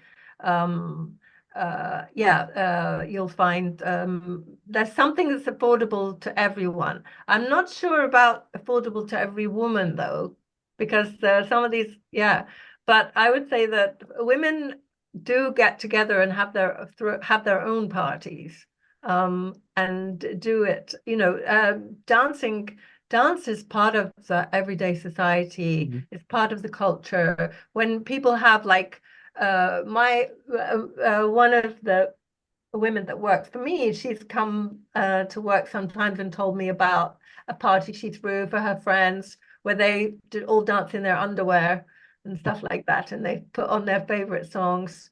I've been privileged to be at parties where women have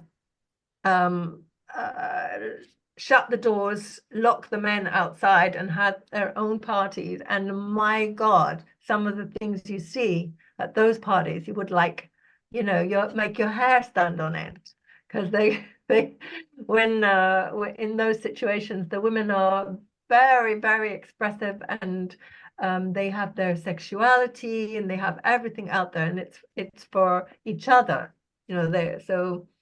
The people will always find a way to entertain themselves, definitely. Was that fine, Walada? Yes. Yeah, good. Anybody else? Any questions? I had a question. Yeah. So has there been any change regarding how dancers today are probably more protected or looked upon with more respect as compared to pre-Arab Spring? Because when you look at the videos where they're dancing in cabarets and stuff, there's so much closeness physically with the audience, and it just does not seem as safe. And I also think that, maybe somewhere it has to do with the fact that they are looked upon as just entertainers and they're not respected as performers. I'm We making got to be sense. clear. We got to be clear. They're not respected, Yeah. and that's it.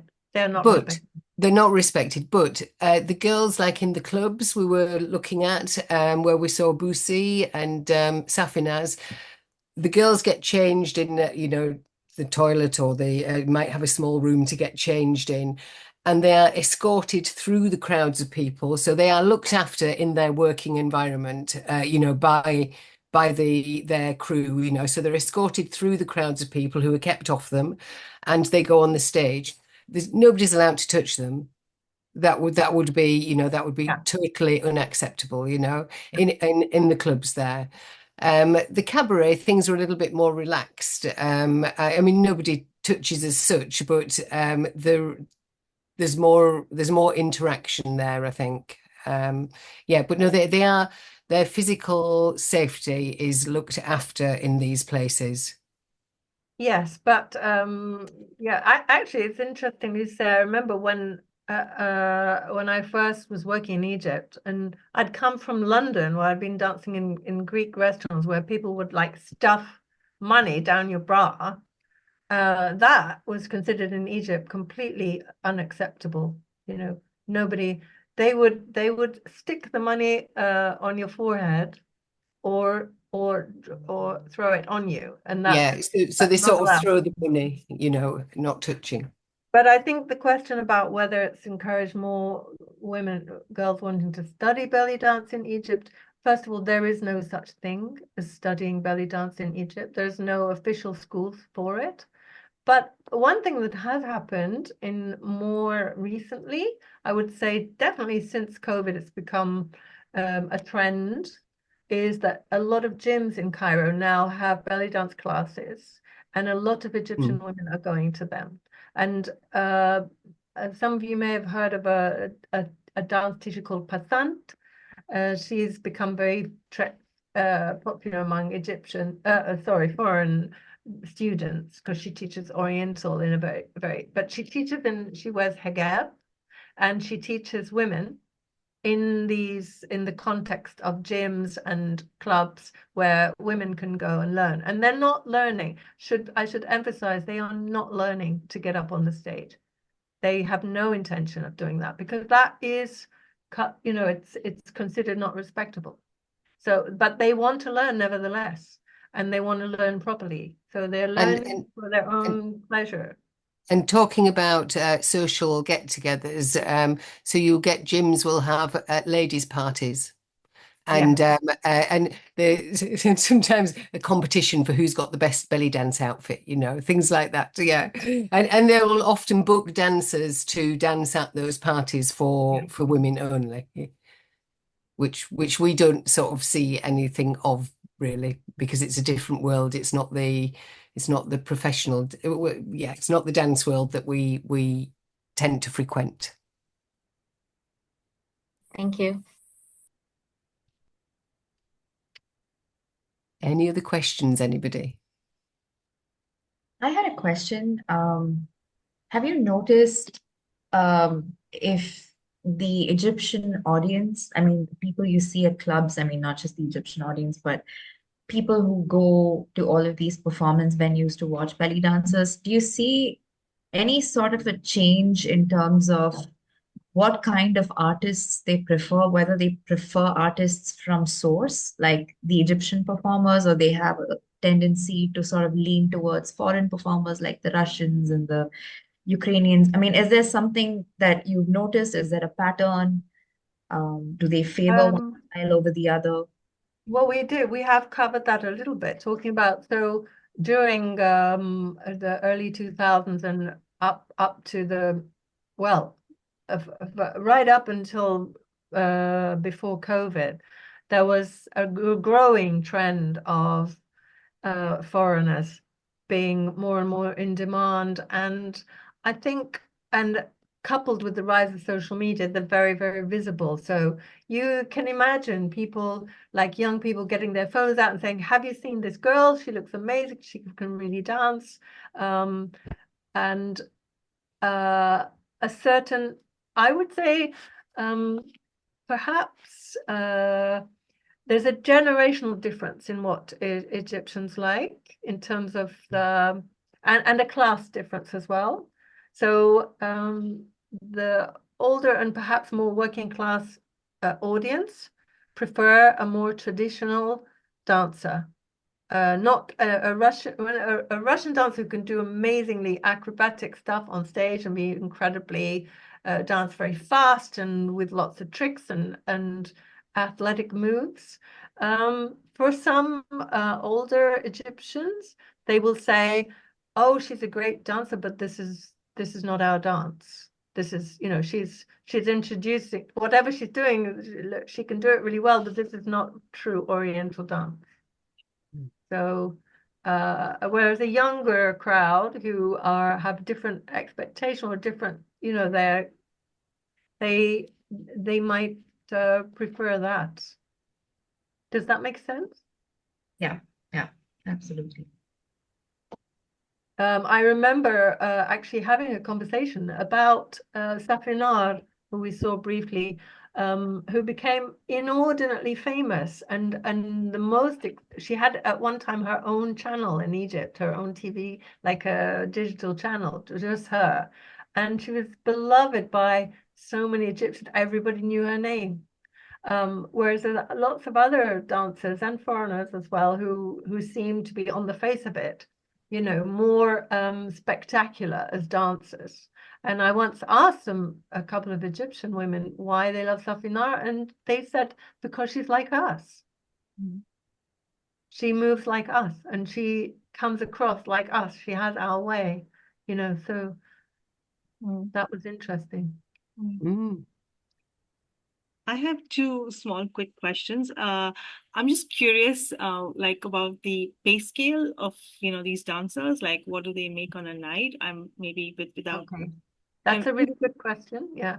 and also at the end, I'm like, maybe later, I'm just curious for whoever maybe is thinking of going to Cairo, if you can give us just a few names of where to catch a cabaret show or restaurant show, like just a few names so that, it would just be like a little resource for somebody who's going and has little time to explore the dance scene. Actually, it would I'll answer the first question, Kay will answer the second. Um, Currently, I think that, and I believe the situation is a little bit like, what will the venue pay? What can the dancer make at a certain venue?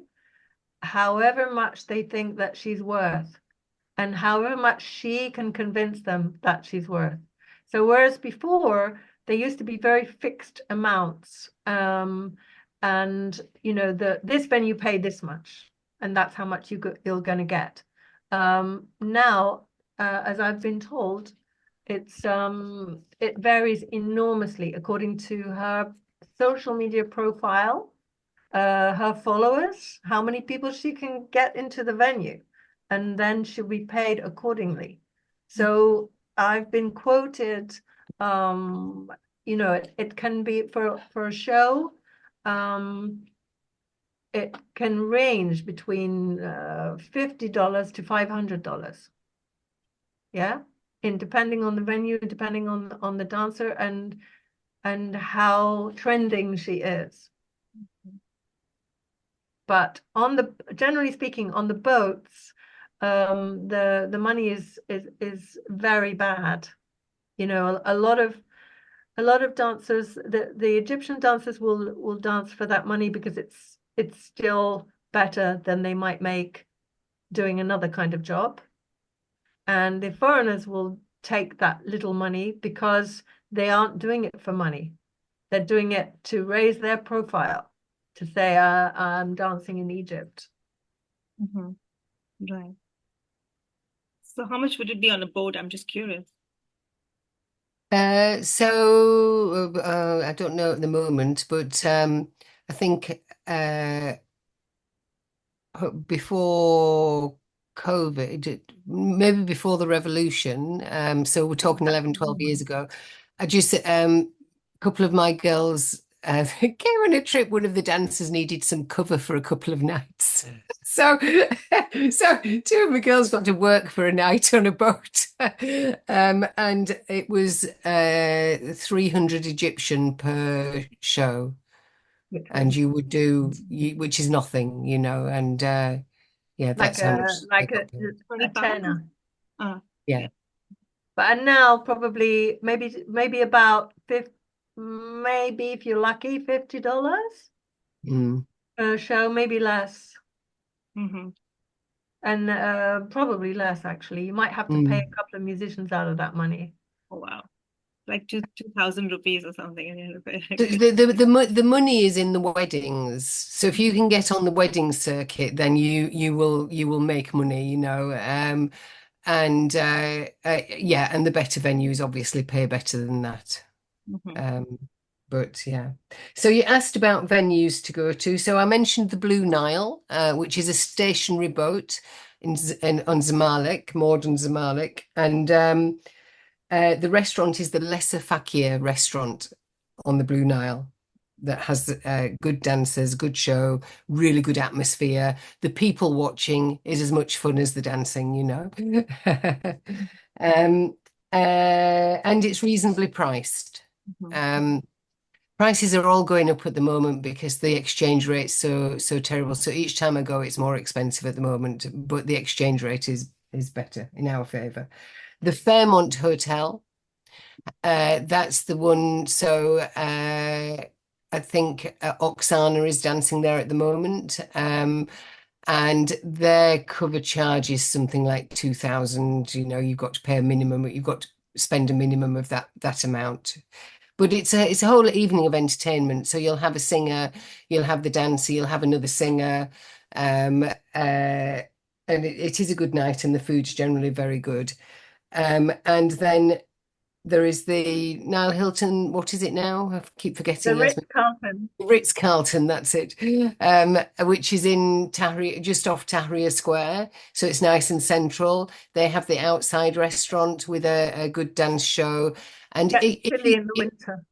oh yeah, it's a bit cold in the winter. And these places, often Thursday night is the busy night. And they will often have like an extra show on the Thursday night. So maybe a folklore troupe that come on first, and then a singer, and then the main dancer, and then another singer. So Thursday night is a good night to go. You tend to need to book at the restaurants or the nightclubs. Boats to see dancers on, I would say the Nile Maxime is still one of the better boats to go on, but its prices again have shot up there. So it's like a five-star boat, you know. Yeah.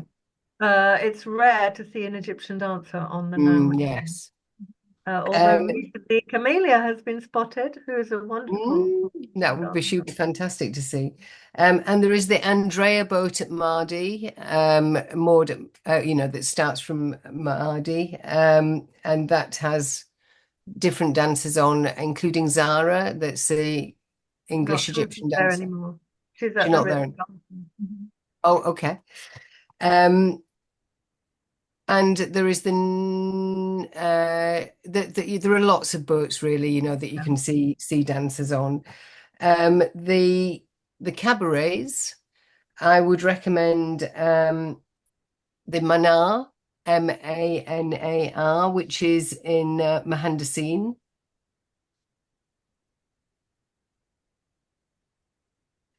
The Sunset Cabaret, which is Giza Corniche. Giza Corniche is where it is. So the Corniche is like the the water, by the water, and it's at Giza. And also the Royal King boat, which is it's on the other Corniche, the Maniel, not Maniel. Maniel. No, not Maniel. It's opposite that hotel. Aguza Corniche. And what's the hotel it's opposite, Yasmina? It's a really well-known one. The Scheherazade Hotel is a known landmark there, so you can find it. And there's also Soraya is still at the City Stars. Yeah, so that's a restaurant, a five-star hotel, City Stars, which is out towards the airport. And the Royal Ken is a boat, yeah? It's a stationary boat, so it's sort of moored. It doesn't move, it's just yeah. It's a cabaret. Yeah. Yeah, the Royal King, the Sunset, and the Manar are all cabarets. So they won't start until midnight and they'll go on till 6 a.m, probably. And there's no set price. You have to try and negotiate when you get there. So yeah, I think we went to see one dancer, and they were trying to get sort of 2,000 a head offers for the and that might include a couple of drinks, but that's it. And I can generally get them down to about 800 Egyptian. So it's worth knowing. Although again, that might be 1,000 at the moment because the exchange rate's so bad for them. Yeah, it is. It was touched on in one of the videos that Yasmina played. You used to have to try and track a dancer down. You used to have to find out, trawl around the cabarets, go to get a taxi to one and try and find out who was dancing there, get a taxi to another one to track dancers down. There was just no way of finding out. They would have regular spots where they were, that once you found them, you could generally know they were going to be there. But nowadays, yeah, it's all on social media. Right. So you can find so the Lesser Faka restaurant, the Blue Nile, you can find an Instagram page, and find out who's dancing there. Yeah, so check out social media for these things as well. No, that's interesting. And I was just curious about the dancer you said was teaching Egyptians in gyms, and she's very popular. I was just curious if you could Hassan El Gamai. you put her name. I would like to Yeah, see this one. Yeah. Are you putting it in the chat, Yasmina? I can do.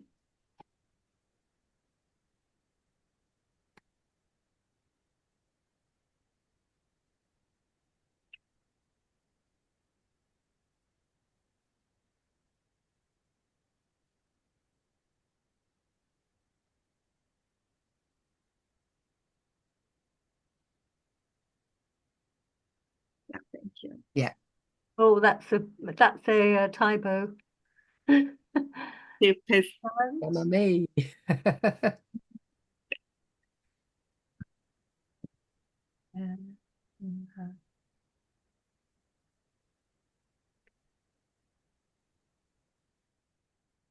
Does anybody else have any questions? Any last questions?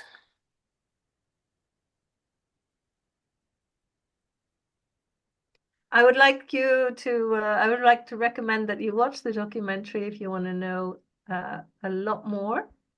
And maybe I can send the link to you, Lena, the links for the Vimeo documentaries. So if you want to really understand what it's like for the dancers working in Cairo, we produced this documentary, which is like 4 parts, and each part is an hour to an hour and a half.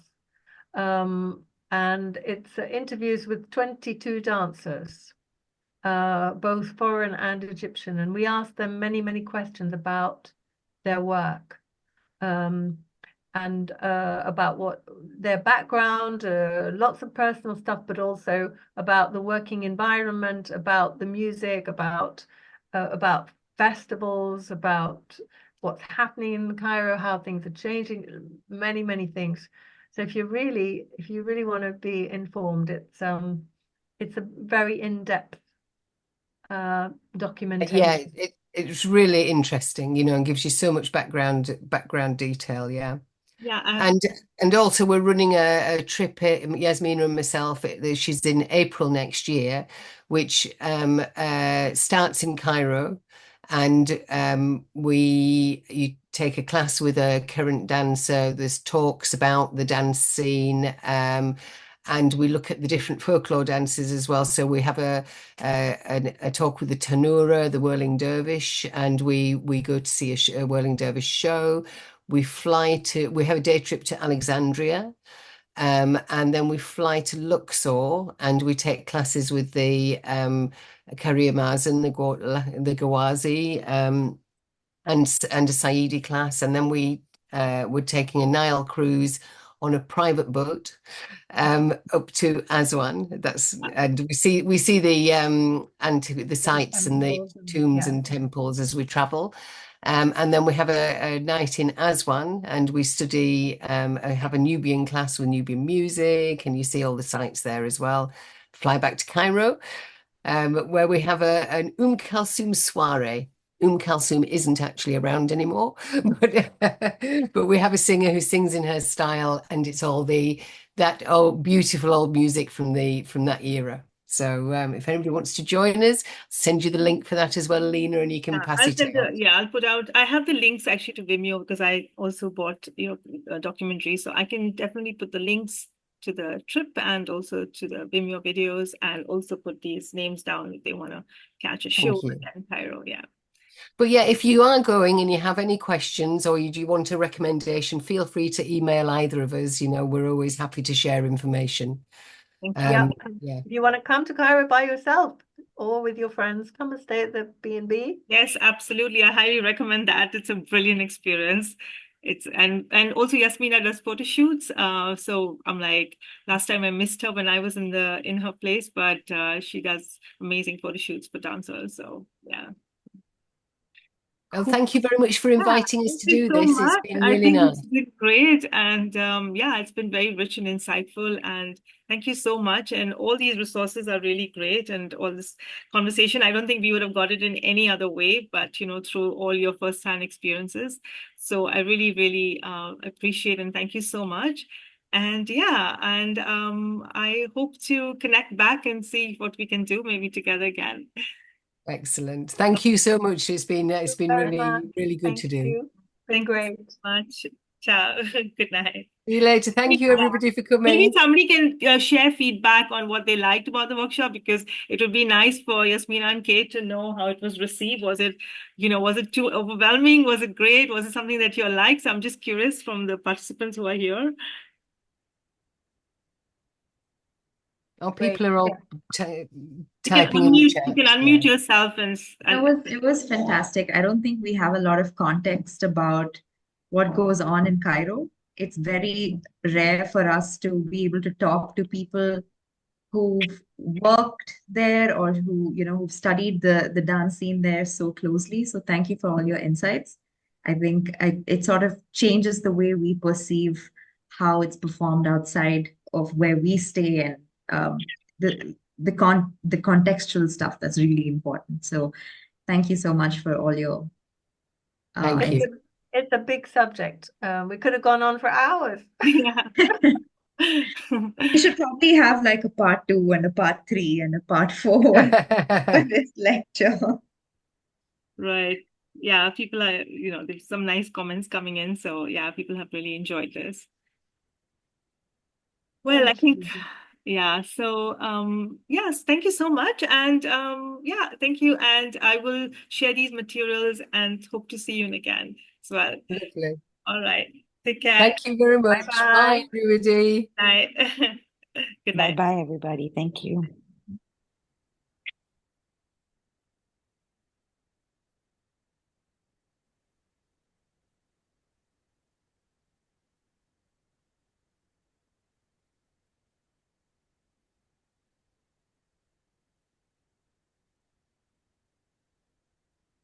I just wanted to say thanks a lot, girls. All right. You know, it's been Oh, really nice. Thank you. that's lovely. And yeah, no, and we'll see. I'll see you soon. Okay. Yeah, See you sure. later. Bye. Thank you. Bye-bye. Oh, yeah, it was nice. I think it went into quite a lot of detail, and I know, it was amazing. and It's very rare, no? We don't get a lot of like this insider stuff, and I feel like, wow, it just really changes the way you think about the whole thing. yeah, and like just like these clips that they've shot with their phones, and you know, like these insider kind of, you know, yeah, perspective on Yeah. yeah, this is really nice. And also I think just sharing this, I don't know if somebody also from, you know, wants the community wants to go there, like, you know, it was nice to know, okay, I can go here, and now they have an idea, and you know, to negotiate the price, and all these are like things which we probably don't get told, right? We don't know. Yeah. Yeah. And So I mean, like everything, it was so nuanced and so detailed, like all the names, of places, and where we can find these artists. And yeah. yeah, I think it'd be really fun to go on a music and dance cultural tour or something to I would Egypt. like to, because I've not explored Cairo, I've not explored Egypt like that. I've always been for in and out of festivals, and as I told you, I've kind of got burnt out of festivals now. So I would go back and do another festival. I actually have an idea about that. I will discuss that with you later. I just had a crazy idea that like while they were talking about their own tour and stuff the next year, I was like, okay, I think I have a crazy idea. I'm gonna talk it out with you whenever I see you in person. I'm curious now. Yeah. There's no crazy idea. I think there's just an idea. Yeah, it's just an idea, and then you and I just vibe with, you know, the I'm same. curious to hear. I'm curious to hear. Yeah. No, we'll discuss it. We'll discuss it definitely. Sure. Cool. And yeah, so I think you got the recording, and I also have a recording. I'll check the recording at the end. And Cool. yeah, so I think with I'll send out an email with their links and with these things that they shared about the boards and cabaret, whatever. Yeah. And then maybe the summary if that gets generated with AI, but nothing more than that. Yeah. Yeah, that'll be great. Thank you so much, Lena, for doing this. Yeah, awesome. Thank you also for going with my crazy ideas. We're the same level of crazy, so I'm always on board with anything you say, you know that. So, Thank you. yeah. But anyway, big hearts, big hugs, And and see you soon in just a few days. I know, What, just a 4 few days days. or something. I Yeah. know, I'm so excited. See you. Bye. Awesome. Take care, babe. Ciao. Ciao, bye.